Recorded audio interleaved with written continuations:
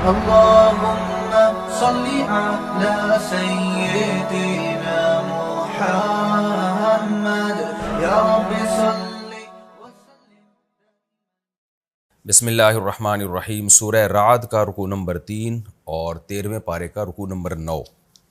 اس کا لفظی ترجمہ مختصر گرامر کے ساتھ ہو گیا تھا. اب ہم انشاءاللہ اس کی تفسیر شروع کریں گے، اور میں تفسیر سے پہلے یہ بتاتا چلوں کہ یہ جو سورہ رعد چونکہ مکی آیات ہیں اور ان میں توحید، رسالت، آخرت کا ثبوت، انہی چیزوں کا تکرار ہے، تو اس میں اب لمبی چوڑی تفسیر نہیں ہوگی. بس آپ ترجمہ ہی کو تھوڑا سا تفصیلی ترجمہ میں کر دوں گا، اسی کو آپ تفسیر سمجھیے گا.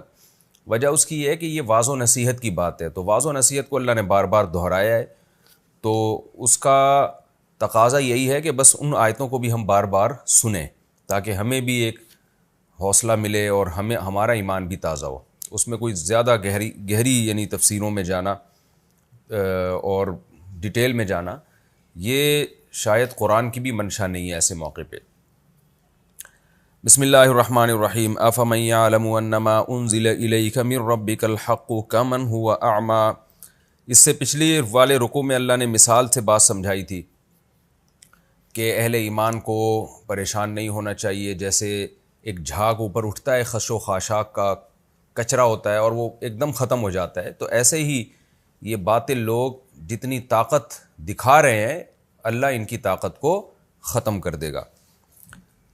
لیکن اللہ اہل باطل کو نصیحت کرنا اللہ ترک نہیں کرتے تاکہ اللہ کی طرف سے حجت تمام رہے. اس لیے اللہ نے ارشاد فرمایا بھلا وہ شخص جو جانتا ہے کہ جو کلام اللہ کی طرف سے آپ پر نازل کیا گیا وہ برحق ہے، یعنی وہ شخص جس نے دلائل میں غور کیا اور اس کو یہ یقین ہو گیا، کمن ہوا اعمیٰ، کیا وہ اس کے برابر ہو سکتا ہے جو نابینا بنا ہوا ہے، اندھا بنا ہوا ہے. انما یتذکر اولو الالباب، بے شک عقل والے ہی نصیحت حاصل کرتے ہیں. تو اللہ فرما رہے ہیں کہ تمہیں اختیار ہے کہ آنکھیں کھول کے زندگی گزارو یا اندھا بن کے زندگی گزارو. اب جو آنکھیں کھول کے زندگی گزارتے ہیں اور عقل والے ہیں وہ کون لوگ ہیں، ان کے کیا اعمال ہیں جن کو دیکھ کے آپ کو لگے گا کہ یہ آنکھیں کھول کے زندگی گزار رہے ہیں. اور اللہ نے ان کی اچھی صفات بیان کی ہیں. اللہ وہ ساری صفات ہمارے اندر پیدا کر لے، تو نیت یہ کر لیں کہ یہ صفات ہم اپنے اندر پیدا کریں گے. الذین یوفون بعہد اللہ، یہ وہ لوگ ہیں جو اللہ کے عہد کو پورا کرتے ہیں. اللہ کا عہد کیا ہے؟ ایک عہد تو وہ ہے جو ہم نے کلمہ پڑھ کے اللہ سے عہد کیا ہے، توحید کا اقرار کیا کہ ہمارا معبود اللہ ہے، حاکم اللہ ہے، تو اطاعت صرف اللہ کی ہوگی. دوسرا ہم گناہ سے توبہ کرتے ہیں، یہ بھی اللہ سے کیا ہوا عہد ہے. تو جتنے بھی اللہ سے کیے ہوئے معاہدے وہ سب اس میں آ گئے. ولا ينقضون الميثاق، اور یہ معاہدوں کو توڑتے نہیں ہیں. والذین یصلون ما امر اللہ به ان یوصل، یہ لوگ جوڑتے ہیں اس چیز کو جس کے جوڑنے کا اللہ نے حکم دیا. یہ بھی ایک رشتہ داری اتنی اہم چیز ہے، رشتہ داری کو جوڑنا، کہ اللہ نے اس کے لیے یہ لفظ استعمال نہیں کیا کہ رشتہ داری کو جوڑتے ہیں، بلکہ اس چیز کو جوڑتے ہیں جس کو جوڑنے کا اللہ نے حکم دیا. کیا مطلب؟ مبہم بات کی یہ بتانے کے لیے کہ یہ مبہم ہی کافی ہے، کیونکہ اس میں اشارے سے سب کو پتہ چل جائے گا کہ کس چیز کی بات ہو رہی ہے، کون سی چیز ہے جس کے جوڑنے کا اللہ نے حکم دیا ہے. یہ میں سمجھانے کے لیے ایک چھوٹے سی ایک مزاح کی بات ہے، لیکن اس سے آیت کی تفسیر بہت اچھی طرح سمجھ میں آئے گی انشاءاللہ. وہ ہندوستان کے ایک شاعر گزرے، انہوں نے کسی پولیس کا مذاق اڑایا نا کہ وہ کرپٹ ہے، تو ان کو وہ کہتے ہیں کہ ہندوستان میں پولیس نے بلا لیا آفیسر نے اور کہا کہ بھئی آپ نے ہمارے بارے میں کیوں مذاق اڑایا کہ ہم کرپٹ ہیں اور کرپشن کرتے ہیں. تو انہوں نے کہا میں نے تو پولیس کا مذاق اڑایا ہے، میں نے تو یہ نہیں کہا کہ ہندوستان کی پولیس. تو پولیس آفیسر نے کہا کہ لوگوں کو پتہ نہیں ہے کہ کس ملک کی پولیس کرپٹ ہے. تو یہ صرف ہندوستان کی بات نہیں ہے، ہمارے ملک کا بھی تقریباً یہی حال ہے.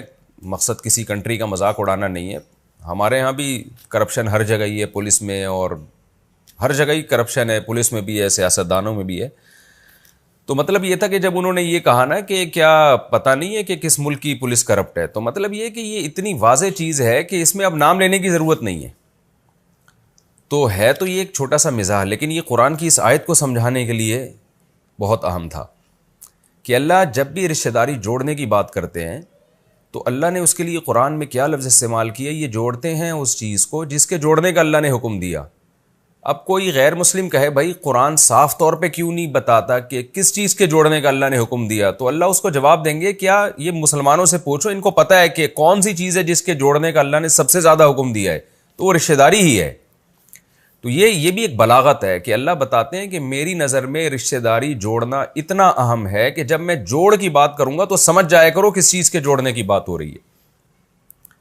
تو اس سے ہمیں پتہ چلتا ہے کہ اسلام میں خونی رشتوں کو جوڑنا کوئی معمولی حکم نہیں ہے، اور ان آیتوں کی اہمیت آج سمجھ میں آتی ہے جب ہم غیر مسلموں کو دیکھتے ہیں کہ ان کا خاندانی نظام ہی تباہ ہو گیا، ہر آدمی انڈیپینڈنٹ ہے، وہ انڈیویجولی اپنی لائف گزار رہا ہے اور اسی کو فخر کرتا ہے، وہ کہتا ہے میں دوسرے پہ ڈیپینڈ نہیں ہوں اور کوئی مجھ پہ ڈیپینڈ نہیں ہے، ایک دوسرے پہ ڈیپینڈ نہیں ہے، وہ لوگ سب ریاست کے کھاتے میں ڈال دیے ہر چیز کو۔ تو انسانوں کے آپس میں ریلیشن ہے، اور یہ ریلیشن نکاح سے وجود میں آتے ہیں۔ میں جو بار بار نکاح کی فضیلت زیادہ نکاح اور اولاد کثرت سے، یہ انہی آیتوں کی روشنی میں کر رہا ہوتا ہوں کہ نکاح ہوگا تو نسل بھی پیدا ہوگی اور آپس میں بہن بھائیوں کے چچا ماموں کے رشتے بھی وجود میں آئیں گے، کیونکہ قرآن کا یہ ایک بہت اہم حکم ہے۔ اللہ انسان کو خاندانوں کی شکل میں، فیملی کی شکل میں دیکھنا چاہتے ہیں، انسان کو انفرادی طور پہ نہیں دیکھنا چاہتے۔ یہ نظام بنایا ہے اللہ نے۔ اگر اللہ ان خاندانوں کے بغیر دیکھنا چاہتے تو آدم کے لیے اماں حوا کو تھوڑی پیدا کیا جاتا، ان کی زوجہ کو، پھر آگے ان کی اولاد کو، ایسے ہی پیدا ہو جاتے، سب کوئی آپس میں رشتہ نہ ہوتا۔ تو اس لیے اللہ نے فرمایا یہ وہ لوگ ہیں جو جوڑتے ہیں اس چیز کو جس کے جوڑنے کا اللہ نے حکم دیا۔ وَيَخْشَوْنَ رَبَّهُمْ، اور اپنے رب سے ڈرتے ہیں، وَيَخَافُونَ سُوءَ الْحِسَابِ، اور برے حساب سے یہ ڈرتے ہیں۔ نافرمانوں کا حساب بہت سخت ہوگا، نیک لوگوں کا حساب بہت آسان ہوگا۔ وَالَّذِينَ صَبَرُوا، یہ وہ لوگ ہیں جو صبر کرتے ہیں۔ صبر کا مطلب روکنا، باندھنا اپنے آپ کو۔ ایک ہے صبر عن المعصیہ، برائیوں سے صبر کرنا، دل چاہتا ہے گناہ کرنے کا نہیں کرتے۔ ایک ہے صبر علی الطاعہ، نیکیوں کا پر صبر، کیا مطلب نیکی کرنے کا دل نہیں چاہتا پھر بھی کرتے ہیں۔ اور ایک ہے مصیبتوں پہ صبر، اللہ کی طرف سے آزمائشیں آئیں ان پہ صبر، جیسے یعقوب علیہ السلام اور یوسف علیہ السلام نے کیا۔ تو یہ تینوں قسم کے صبر اس میں داخل ہیں۔ کیوں کرتے ہیں صبر جی؟ کیا ملتا ہے ان کو؟ ابتغاء وجہ ربہم، اپنے رب کی رضا کی تلاش میں۔ ان کو پتہ ہے صبر کرنے سے رب راضی ہوتا ہے، تبھی آج لوگ واویلا کر رہے ہوتے ہیں، شور مچا رہے ہوتے ہیں۔ ان کو پتہ ہے خاموش رہنے سے، صبر کرنے سے تو کچھ نہیں ہوگا، شور مچانے سے تھوڑا سا شو ہو جائے گی ہماری کہ بھائی بہت زیادہ اچھلتا بہت ہے، چیختا بہت ہے۔ وَأَقَامُوا الصَّلَاةَ، اور مخلوق کے حقوق کے ساتھ اللہ کا حق بھی ادا کرتے ہیں۔ وہ کیا ہے؟ اللہ کا حق ہے، نماز قائم کرتے ہیں۔ وَأَنفَقُوا مِمَّا رَزَقْنَاهُمْ، ایسا ہو نہیں سکتا قرآن کہیں نماز کا ذکر کرے صدقات و خیرات کا نہ کرے، تو اس لیے اللہ نے فوراً فرمایا کہ وہ خرچ کرتے ہیں مما رزقناہم، جو رزق ہم نے ان کو دیا ہے، سرًا وعلانیتاً، چھپا کے بھی خرچ کرتے ہیں اور علانیتاً بھی خرچ کرتے ہیں۔ چھپا کے اس لیے اخلاص کی، اور دکھا کے اس لیے تاکہ لوگوں کو بھی ترغیب ملے۔ وَيَدْرَؤُونَ بِالْحَسَنَةِ السَّيِّئَةَ، اور برائی کو، اچھائی کے ذریعے برائی کو دور کرتے ہیں، اچھائی کے ذریعے برائی کو دور کرتے ہیں۔ اس آیت کے دو مفہوم ہیں، ایک تو یہ کہ کوئی ان سے برا سلوک کرتا ہے تو اس کے برے سلوک کو اچھے سلوک کے ذریعے دور کر دیتے ہیں۔ جو اس آیت کا متبادر مفہوم ہے نا، جو اقرب الی الفہم ہے، یعنی فہم کے زیادہ قریب ہے، تو وہ یہی ہے، کیونکہ صبر کا دور تھا، مکہ کا دور تھا، مشرکین کی طرف سے بڑی مصیبتیں تھیں، انتقام لینے کی طاقت نہیں تھی، اب الجھتے لوگوں سے اور زیادہ مسائل خراب ہوتے، تو قرآن نے اس موقع پر جہاد کے بجائے صبر کا حکم دیا۔ تو آج بھی یہی ہے کہ آج بھی دنیا میں کفر کا غلبہ ہے، نافرمانوں کا غلبہ ہے۔ آپ لڑائی جھگڑے میں پڑو گے تو فائدہ نہیں ہوگا اس کا، الٹا آپ ہی کو نقصان ہوگا۔ ہاں، بعض موقع پہ جیسے میدان جہاد میں تو ظاہر ہے صبر نہیں ہے، وہاں تو پھر لڑائی ہے۔ تو جہاں صبر کا موقع ہو وہاں صبر کرنے کا حکم ہے۔ تو کیسے صبر کیا جائے گا؟ کہ برائی کا جواب اچھائی سے دیا جائے گا۔ قرآن میں دوسرے مقام پر آتا ہے ادفع باللتی ہی احسن، جب کوئی تمہارے ساتھ بد اخلاقی کرے تو اچھے طرح سے اس کو دفع کرو۔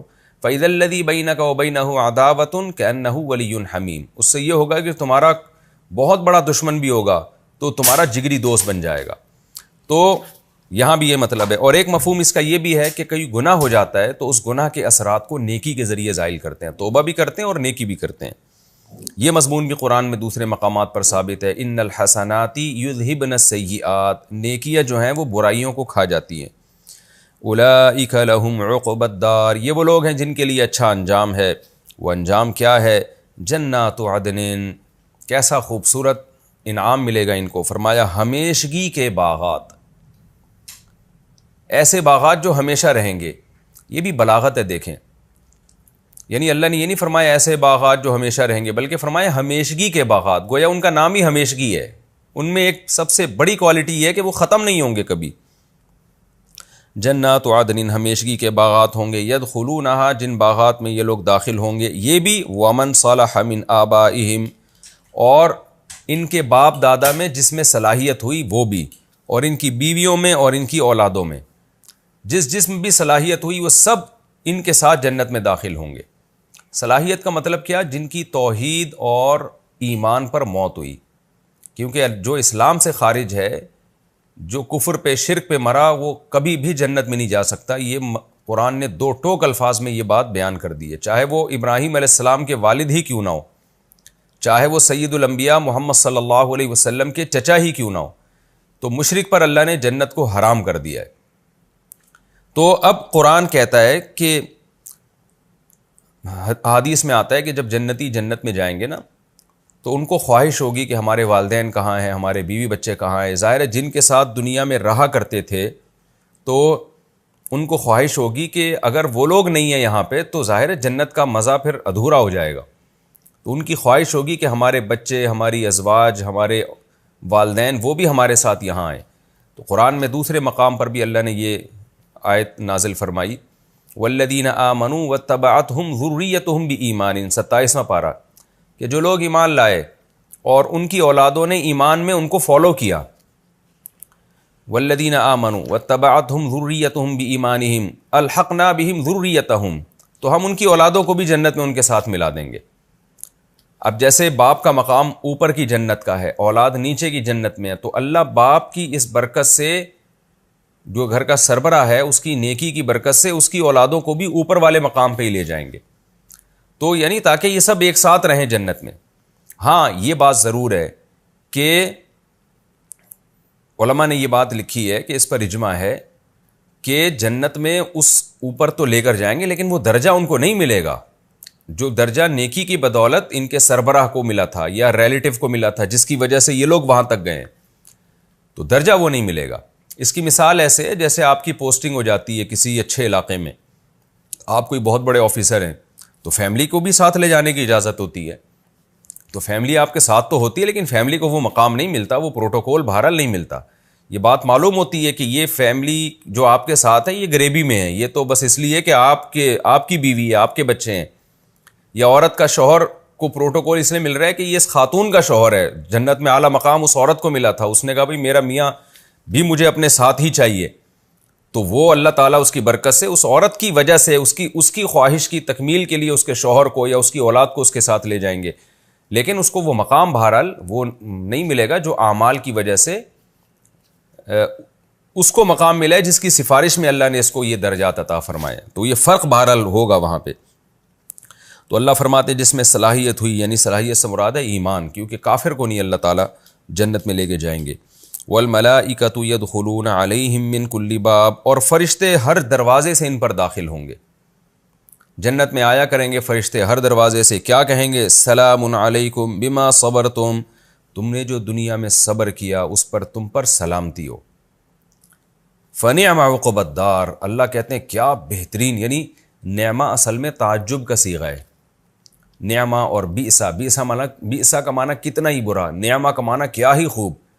تو اللہ تو تعجب نہیں کر سکتے نا، لیکن اللہ الفاظ وہی استعمال کرتے ہیں جو عربی میں کسی چیز کو بیان کرنے کے لیے عام لوگ استعمال کرتے ہیں، تو اس سے حقیقی معنی مراد نہیں ہوتا۔ اس کا مطلب یہ ہوتا ہے کہ اللہ تعالیٰ بتا رہے ہیں کہ اتنا اچھا انجام ہوگا، گویا مجھے بھی تعجب ہو رہا ہے، حالانکہ اللہ کو نہیں ہوتا، اللہ کے لیے ہر چیز اللہ کے علم کے تحت ہے، تو یعنی ایسے موقع پہ گویا تعجب ہونا چاہیے۔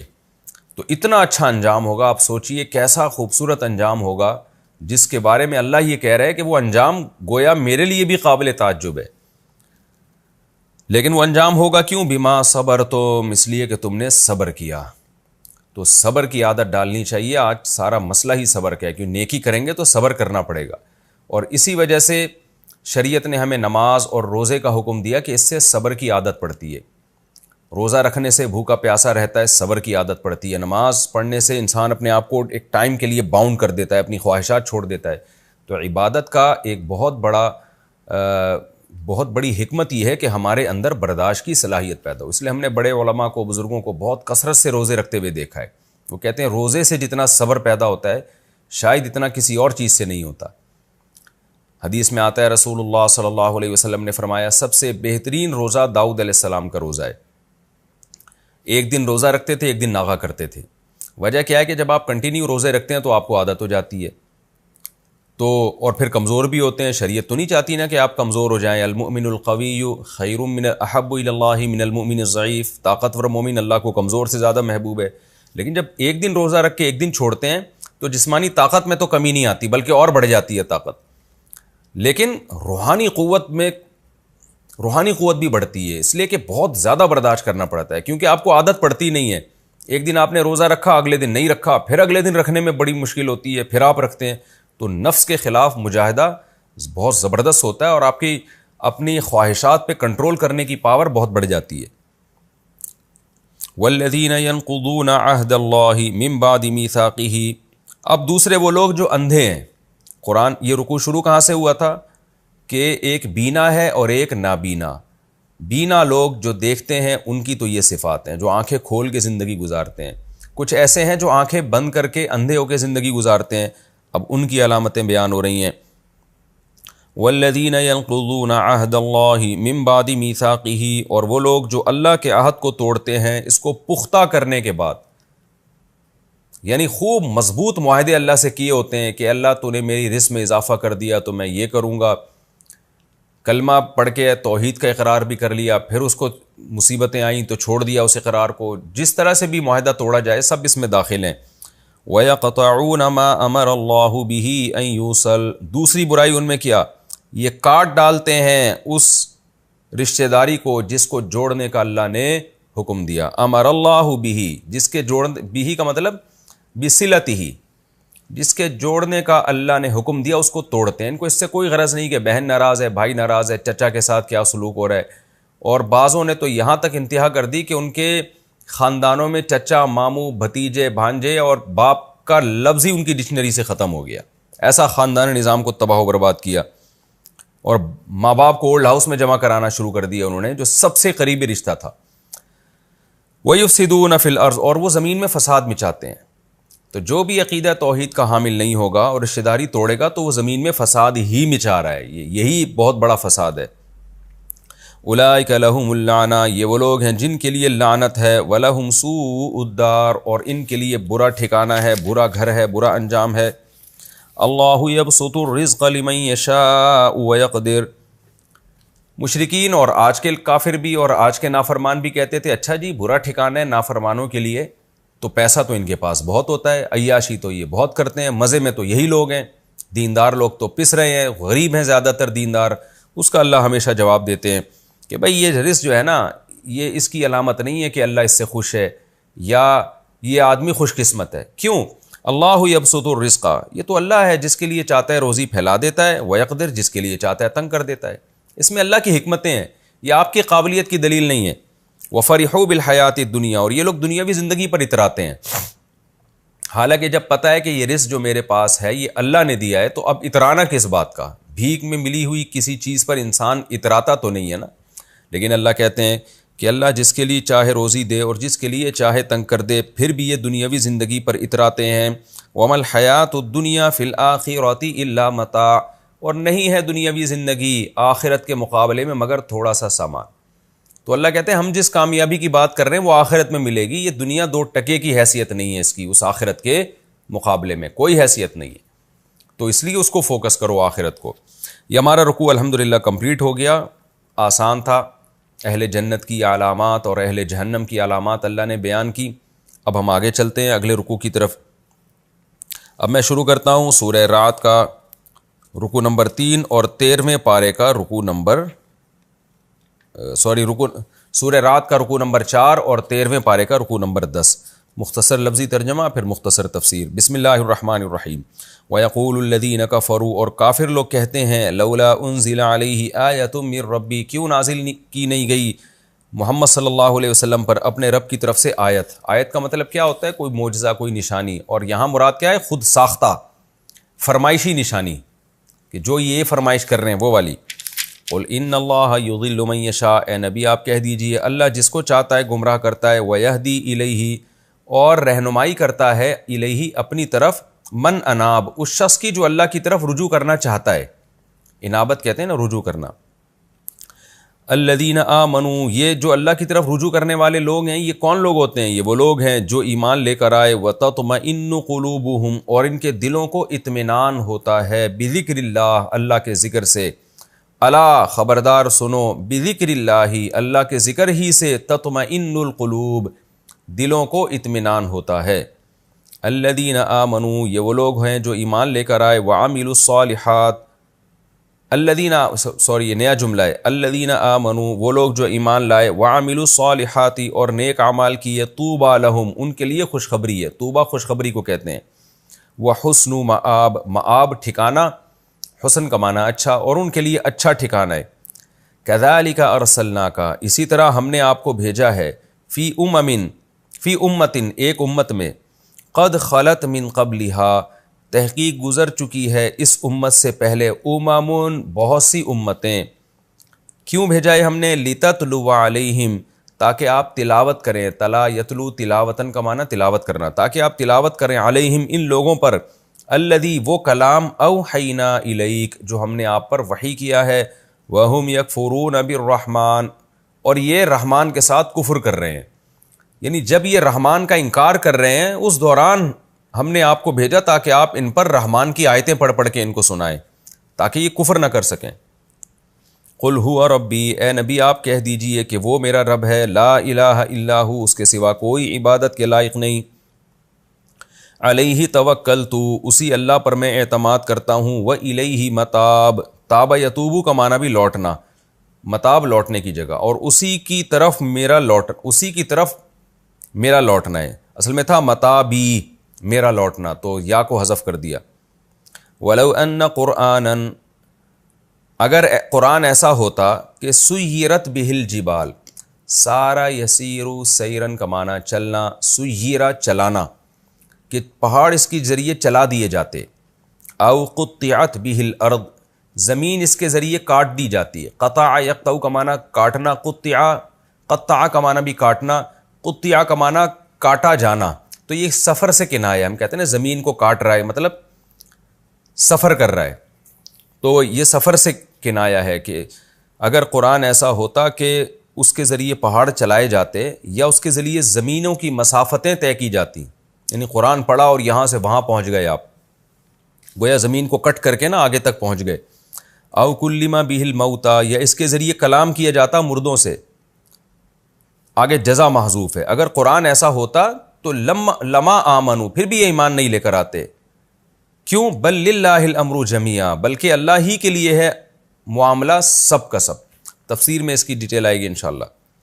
افلم ییأس، تو کیا مایوس نہیں ہوئے، یئیس ییأسو کا معنی مایوس ہونا، لم ییأس تو کیا یہ ابھی تک مایوس نہیں ہوئے؟ کون مایوس نہیں ہوئے؟ الذین آمنوا، وہ لوگ جو ایمان لائے۔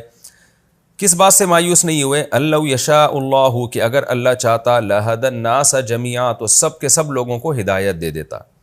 تفسیر میں بات انشاءاللہ سمجھ میں آئے گی۔ ولا یزال الذین کفروا، کئی بار میں نے بتایا لا یزالو کا معنی کنٹینیو رہنا، ولا یزال الذین کفروا، اور کافر لوگ ہمیشہ رہیں گے، کیسے رہیں گے؟ تصیبہم بما صنعوا، کہ جو اعمال انہوں نے کیے ان کی وجہ سے ان کو پہنچے گی قارعۃن، زوردار کڑک، او تحل قریبا من دارہم، یا عذاب نازل ہوگا قریبا من دارہم، ان کے گھروں کے قریب، حل یحل، حلولاً کا معنی ہوتا ہے نازل ہونا، حتی یاتی وعد اللہ، یہاں تک کہ اللہ کا وعدہ یعنی قیامت آ جائے گی، ان اللہ لا یخلف المیعاد، بے شک اللہ تعالیٰ وعدے کی خلاف ورزی نہیں کرتا۔ یہ تو جی رکوع نمبر 4 کا لفظی ترجمہ مختصر گرامر کے ساتھ ہو گیا۔ اب میں اس کی رکوع بھی بہت مختصر ہے، مختصر ہی تفسیر ہے اس کی، میں اس کی تفسیر شروع کرتا ہوں. وَيَقُولُ الَّذِينَ كَفَرُوا لَوْلَا أُنزِلَ عَلَيْهِ آيَةٌ مِّن رَّبِّهِ. کافر یہ کہتے تھے کہ بھئی یہ قرآن جو ہے اس کے ذریعے بڑے بڑے معجزے کیوں ظاہر نہیں ہوتے؟ اگر یہ اللہ کا کلام ہے تو ہم تو یہ کلام پڑھیں اور پہاڑ ہل جائے.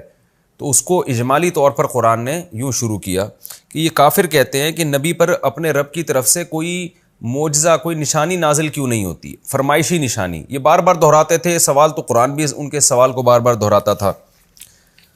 تو چونکہ اس کا بہت دفعہ معقول جواب دیا جا چکا ہے، تو اس لیے اب جب یہ مشرکین نے سوال دہرایا تو اللہ نے کیا جواب دیا؟ قل ان اللہ یضل من یشاء ویہدی الیہ من اناب. اے نبی ان سے کہہ دیجیے اللہ جس کو چاہتا ہے گمراہ کر دیتا ہے، اور جو اللہ کی طرف رجوع کرنا چاہتا ہے اللہ اس کو ہدایت دے دیتا ہے. مطلب یہ ہے کہ تمہارے ان اشکالات کا جواب دلیل سے نہیں ہے، بلکہ تم دعا مانگو کہ اللہ تمہیں ہدایت کی توفیق دے. ہم جب ایک دفعہ کسی کے سوال کا جواب دے دیں، پھر سوال کرے، پھر جواب دے دیں، پھر وہ سوال کرے، تو ہم کیا کہتے ہیں ایسے موقع پہ کہ بھائی اصل بات یہ ہے کہ معاملہ ہمارے ہاتھ میں تو ہے نہیں، اب اللہ ہی تمہیں ہدایت دے تو دے گا. یعنی ہم تو جتنا سمجھا سکتے تھے ہم نے سمجھا لیا ہے. تو اصل بات یہی ہے کہ باقی جس کو اللہ گمراہ کرنا چاہے اس کو کوئی ہدایت نہیں دے سکتا. تو مطلب یہ ہے کہ تمہیں اللہ نے ہی گمراہ کر دیا، دلوں پہ مہر لگا دی، اب ہمارے بس میں کیا ہے. تو یہی طرز قرآن نے اختیار کیا. وہ کہتے تھے کہ نبی پر کوئی نشانی نازل کیوں نہیں ہوتی؟ تو اللہ نے فرمایا ان سے کہہ دیجیے اللہ جس کو گمراہ کرنا چاہے، جس کو چاہتا ہے اللہ گمراہ کر دیتا ہے. کیا مطلب؟ کہ اللہ نے تمہارے دلوں پر مہر لگا کے تمہیں گمراہ کر دیا ہے، تو اب تمہاری ہدایت سے ہم مایوس ہو گئے ہیں. وَيَهْدِي إِلَيْهِ مَنْ أَنَابَ، اور اللہ اس کو ہدایت دیتا ہے جو اللہ کی طرف رجوع کرنا چاہتا ہے.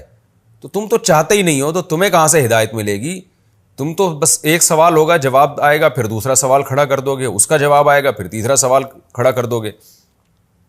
آگے اللہ فرماتے ہیں جو اللہ کی طرف رجوع کرتے ہیں اور جن کو ہدایت مل جاتی ہے ان کی حالت کیا ہوتی ہے؟ ان کی حالت یہ ہوتی ہے الذین آمنوا، یہ ایمان لاتے ہیں، وتطمئن قلوبہم بذکر اللہ، پھر ان کو قرآن سے وحشت نہیں ہوتی، اللہ کے نام سے وحشت نہیں ہوتی. ان مشرکین کو تو وحشت ہو رہی ہے کہ اللہ کا تذکرہ ہمارے سامنے کیوں کیا جا رہا ہے، اللہ کو یاد کیوں کیا جا رہا ہے، اسلام کی بات کیوں کی جا رہی ہے. لیکن جو اللہ کی طرف رجوع کرنا چاہتے ہیں، ہدایت چاہتے ہیں، پھر ان کو ہدایت ملتی ہے، تو ایمان لانے کے ساتھ ان کی حالت یہ ہوتی ہے کہ اللہ کے ذکر سے ان کے دلوں کو سکون ملتا ہے. پھر آگے اللہ نے فرمایا الا بذکر اللہ تطمئن القلوب، خوب سمجھ لو اللہ کے ذکر ہی سے دلوں کو سکون ملتا ہے. بہت اہم آیت ہے یہ کہ اللہ تو ایمان والوں کی صفت بیان کر رہے تھے کہ ان کے دلوں کو سکون اللہ کو یاد کر کے ملتا ہے، لیکن یہاں اللہ نے ایک اناؤنسمنٹ بھی کر دی کہ دنیا میں اگر کوئی احمق اور بے وقوف یہ سمجھتا ہے کہ سکون کی زندگی اللہ کو یاد کرنے کے علاوہ کسی اور کام میں ملے گی، تو وہ بھی یہ دماغ سے نکال دے اپنے کہ جی میں ڈپریشن کی گولیاں کھا لوں گا تو شاید میں بالکل صحیح ہو جاؤں، یہ دماغ سے نکال دے. اللہ نے بتایا کہ سکون صرف اللہ کو یاد کرنے سے ہی ملتا ہے، یعنی شریعت کو فالو کرنے میں ہی ہے. تو اگر سکون چاہتے ہو تو اللہ کو یاد رکھو. اللہ کو یاد کرنا مختلف طریقوں سے ہے، زبان سے بھی ذکر ہے، آپ سبحان اللہ والحمد للہ ولا الہ الا اللہ واللہ اکبر یہ ورد کریں، چوتھا کلمہ پڑھیں، سبحان اللہ وبحمدہ، کسی بھی طرح سے ذکر کریں، یہ بھی اس میں داخل ہے. نماز پڑھنا بھی اس میں داخل ہے، روزہ رکھنا بھی اس میں داخل ہے، زکوٰۃ دینا بھی اس میں داخل ہے. شریعت کے جس حکم کو فالو کریں گے سب اس میں داخل ہے. رشتہ داری جوڑنا اللہ کے حکم پر، یہ بھی اس میں داخل ہے. یعنی جس طرح سے بھی آپ اللہ کو یاد رکھیں گے، چاہے زبان سے یاد رکھیں یا اپنے عمل سے یاد رکھیں، تو یہ چیز آپ کے سکون قلب کا بہرحال ذریعہ بنے گی. چاہے وقتی طور پہ ٹینشن ہو، دیکھیں ہم روزہ رکھتے ہیں، وقتی طور پہ تو ٹینشن ہوتی ہے، لیکن نتیجے کے لحاظ سے بہرحال سکون ملتا ہے. یعقوب علیہ السلام نے کتنا صبر کیا، وقتی طور پہ تو ٹینشن تھی، لیکن اگر معاذ اللہ وہ اللہ کو یاد نہ کرتے تو پتہ نہیں کیا حال ہو جاتا ان کا. تو ان کے دل میں جو بھی ایک اطمینان کی کیفیات تھیں یعقوب علیہ السلام اور یوسف علیہ السلام میں، وہ اللہ کو یاد کرنے کی وجہ سے تھی. اور پھر اللہ نے کیسی خوشیاں دی ان کو.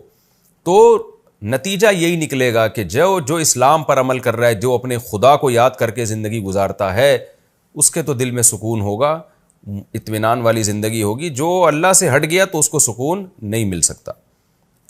الذین آمنوا وعملوا الصالحات، یہ تو دنیا میں حالت ہے ان کی کہ ان کو سکون ملے گا. اور آخرت میں کیا حالت ہوگی؟ فرمایا وہ لوگ جو ایمان لائے اور نیک اعمال اختیار کیے انہوں نے، طوبی لہم، ان کے لیے خوشخبری ہے، وحسن مآب، اور بہترین ٹھکانہ ہے جو جنت کی صورت میں ہوگا.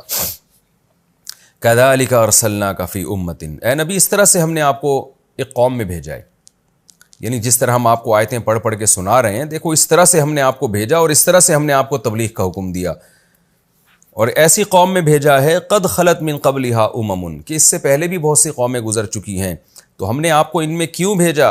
لتتلو علیہم الذی اوحینا الیک، تاکہ آپ ان پر تلاوت کریں اس کلام کو جو ہم نے آپ پر وحی کیا، اور اس حال میں آپ ان کو قرآن سنائیں، اللہ کا رحمان کا کلام سنائیں، وہم یکفرون بالرحمن، کہ جب وہ رحمان ہی کا انکار کر رہے ہوں۔ تو ایسی صورت میں کیونکہ جس چیز کی ضرورت ہے اسی کی دعوت دی جائے گی، یہ رحمان کا انکار کرتے ہیں، خواہ اس کے وجود کا انکار کر دیں یا اس کے رحمان ہونے کا انکار کر دیں یا اس کے ساتھ دوسروں کو بھی شریک کر لیں، تو یہ سب چیزیں انکار ہی کہلائیں گی۔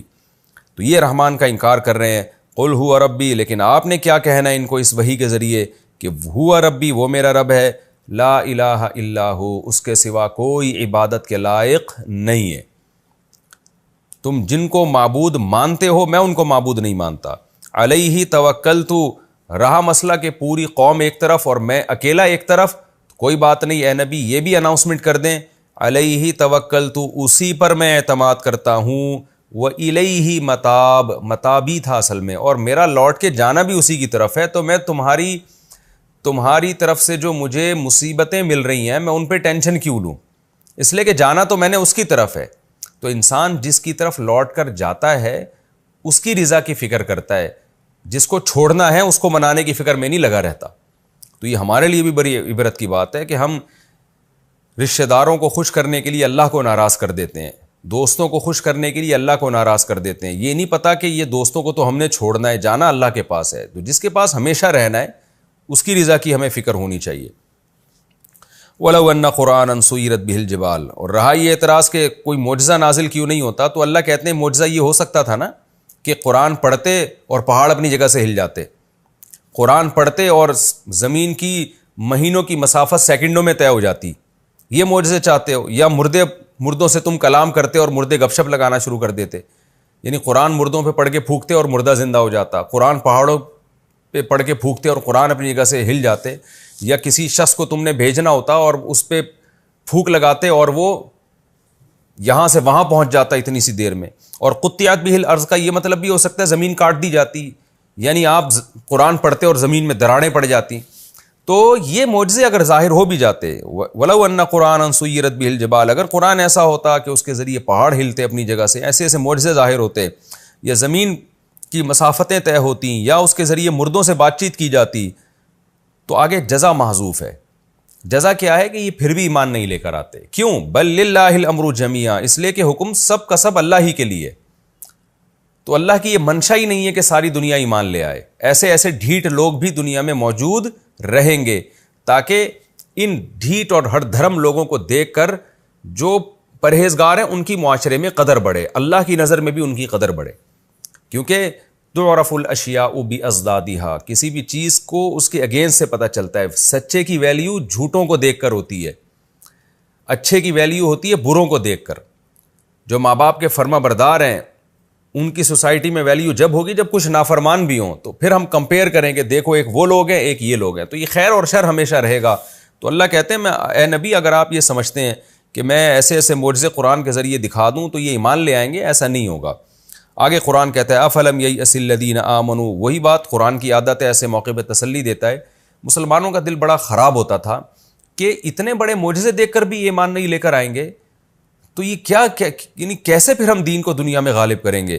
تو اللہ نے تسلی دے دی کہ دیکھو جو کام ہونا ہی نہیں ہے اس کی امیدیں کیوں لگاتے ہو، کیوں یہ یقین کر کے نہیں بیٹھ جاتے کہ سب سیدھے نہیں ہو سکتے، خیر شر دنیا میں رہے گا۔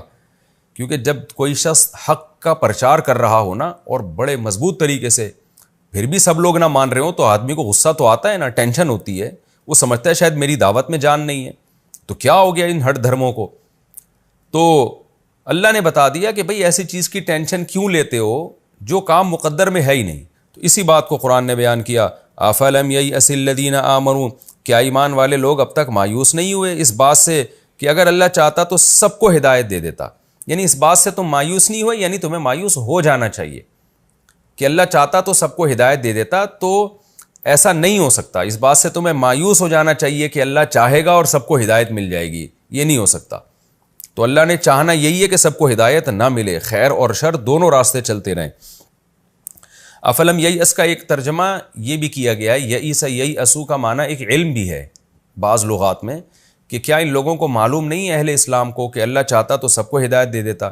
تو ظاہر ہے، اور اللہ بار بار یہ بتا چکا ہے کہ میں چاہتا ہوں کہ سب کو ہدایت نہ ملے بلکہ آزمائش رہے، ورنہ گن پوائنٹ پہ تو اللہ سب کے دلوں کو پھیر دے تو پھر آزمائش کہاں سے ہوگی. وَلَا يَزَالُ الَّذِينَ كَفَرُوا تُصِيبُهُم بِمَا صَنَعُوا قَارِعَةٌ. رہا مسئلہ کہ پھر ان پر پھر جو ہے یہ کافر لوگ تو اسی طرح اتراتے رہیں گے. تو اللہ نے جواب دیا کہ جو کافر لوگ ہیں وہ ہمیشہ تصیبہم بما صنعوا، ان کی بدعمالیوں کی وجہ سے ان پر قاریاتن کوئی نہ کوئی مصیبت تصیبہم ان کو پہنچتی رہے گی. او تحل قریبا من دارہم، ڈائریکٹ ان کو پہنچے گی یا مصیبت نازل ہوگی ان کے اڑوس پڑوس میں. تو یا تو اس سے اہل مکہ مراد ہیں جن پر مسلسل مصیبتیں نازل ہو رہی تھیں جب سے اسلام کی دعوت تھی نا، تو اہل مکہ پہ کبھی قحط آ رہا تھا، کبھی ایک دھوئیں کا عذاب آیا اور اڑوس پڑوس میں بھی مصیبتیں آ رہی تھیں. یا پھر ساری دنیا کے کافر، اس سے بھی یعنی اس سے ساری دنیا کے کافر بھی مراد ہو سکتے ہیں، اس لیے کہ قیامت تک بہرحال کافروں پر کچھ نہ کچھ آزمائشیں آتی رہتی ہیں. باپ دیکھنا یہ کرونا بھی تو ایک آزمائش تھی جو آئی ہے، تو کچھ نہ کچھ تو اللہ کی طرف سے سیلاب، زلزلے، یہ سب چیزیں تھوڑی بہت تو آتی ہی رہیں گی. حتیٰ یاتی وعد اللہ، یہاں تک کہ اللہ کا وعدہ آ جائے. وہ وعدہ قیامت بھی ہو سکتی ہے اور وعدہ وہ موت بھی، کہ اللہ کا وعدہ جو موت ہے نا، اور پھر اپنی آنکھوں سے آخرت کا عذاب دیکھ لو. تو وہ جب تک نہیں آتا اس سے پہلے بھی چھوٹی موٹی مصیبتیں آتی رہیں گی.